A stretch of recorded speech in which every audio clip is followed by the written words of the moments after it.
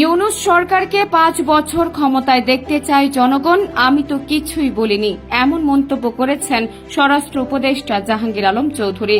১৫ April মঙ্গলবার সচিবালয়ে আইন শৃঙ্খলা সংক্রান্ত কোর কমিটির সভা শেষে সাংবাদিকদের প্রশ্নের জবাবে তিনি এমন কথা বলেন। কিশোরগঞ্জে গিয়ে সরকারের ৫ বছর ক্ষমতায় থাকা নিয়ে মন্তব্য করেছিলেন স্বরাষ্ট্র উপদেষ্টা, যা নিয়ে রাজনীতিতে আলোচনা হচ্ছে। এই বিষয়ে তার ব্যাখ্যা জানতে চাওয়া হলে তিনি বলেন, ৫ বছর সরকারকে ক্ষমতায় রাখার বিষয়ে আমি তো কিছুই বলিনি, এটা জনগণ বলেছে। প্রধান উপদেষ্টা তো বলেই দিয়েছেন ডিসেম্বর থেকে জুনের মধ্যে নির্বাচন হবে। আমার তো এটা নিয়ে বলার প্রশ্নই আসে না।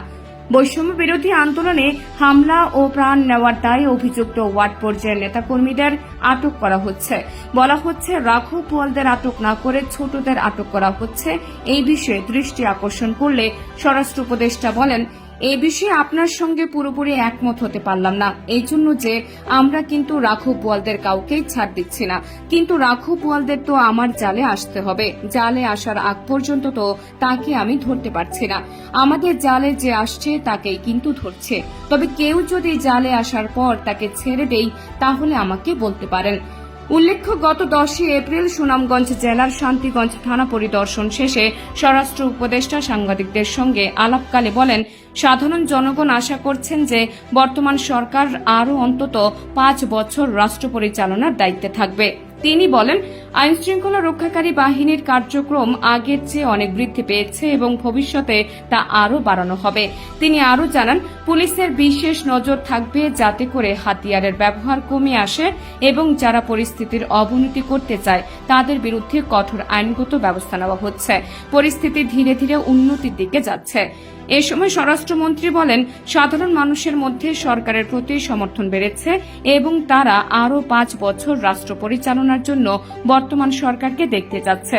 শেখ হাসিনাকে ফেরত আনার প্রসঙ্গে তিনি বলেন, ভারত সরকারের সঙ্গে বাংলাদেশের একটি চুক্তি রয়েছে যার মাধ্যমে কিছু অপরাধীকে হস্তান্তর করা যায়, তবে এই প্রক্রিয়া এখনো চলমান। তিনি নিশ্চিত করেন যে বাংলাদেশ ও ভারতের মধ্যে কোনো যুদ্ধের পরিস্থিতি সৃষ্টি হওয়ার আশঙ্কা নেই। তবে অন্তর্বর্তী সরকারের ক্ষমতাকাল নিয়ে স্বরাষ্ট্র উপদেষ্টার মন্তব্যটি রাজনৈতিক মহলে বিতর্ক তৈরি করে। অন্তর্বর্তী সরকারের ৫ বছর ক্ষমতায় থাকার কোনো অধিকার নেই বলে মন্তব্য করেন বিএনপির স্থায়ী কমিটির সদস্য সেলিমা রহমান। নির্বাচন নিয়ে প্রধান উপদেষ্টা অধ্যাপক ড মোহাম্মদ ইউনূস যে অঙ্গীকার করেছেন সেটি রক্ষা করবেন বলেও নিজের আশার কথা জানান তিনি। দ্রুত নির্বাচন দেওয়া অন্তর্বর্তী সরকারের উচিত বলে মন্তব্য করে বিএনপির এই নেত্রী বলেন, ডিসেম্বরের মধ্যে নির্বাচন করার যে কথা ড ইউনূস বলেছেন তা রক্ষা করবেন বলে বিশ্বাস করে বিএনপি।